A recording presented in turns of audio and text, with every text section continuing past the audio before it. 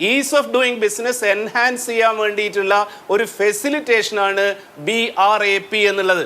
അപ്പോഴാണ് ഇവിടെ കുറെ ചാനലുകൾ റിപ്പോർട്ട് ചെയ്യുന്നുണ്ട്, സന്ദീപ് വാര്യരെ പോലെ കോൺഗ്രസിന്റെ ആളുകൾ ഇല്ല ഈസ് ഓഫ് ഡൂയിങ് ബിസിനസ് ഇല്ല, BRAP ഉള്ളൂ എന്ന് പറയുന്നത്.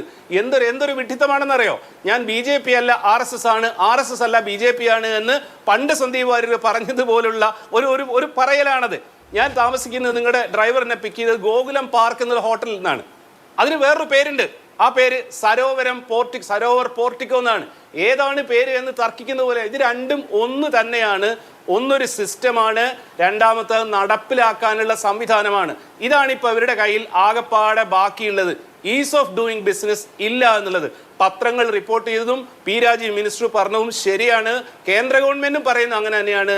Is of doing business. ഇനി BRAP റാങ്കിങ്ങിലും ഒന്നാം സ്ഥാനം കേരളത്തിന് തന്നെയാണെന്നേ. നിങ്ങൾ ഈ വാക്കിന്റെ മുകളിൽ പിടിച്ച് തൂങ്ങിയിട്ടാണ് എന്തെങ്കിലുമൊക്കെ വാദിച്ചെടുക്കുന്നത്. അതെന്തുകൊണ്ടാണെന്നറിയോ?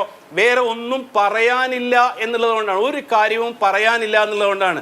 അത് മലയാളികൾക്ക് വളരെ കൃത്യമായിട്ട് മനസ്സിലാവുന്നുണ്ട്.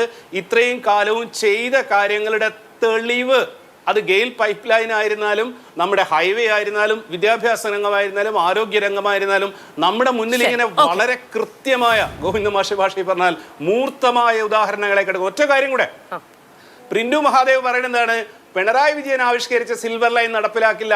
പിണറായി വിജയൻ ആവിഷ്കരിച്ചതല്ല സർ സിൽവർ ലൈൻ.